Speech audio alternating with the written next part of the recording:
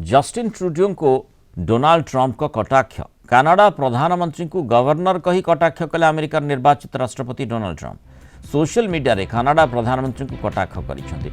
Canada प्रधानमंत्री Justin Trudeau को Canada भली महान राज्यर गवर्नर बोली कही संबोधन करिसेंति ट्रंप। अमेरिकार 51तम राज्य हेउ कनाडा।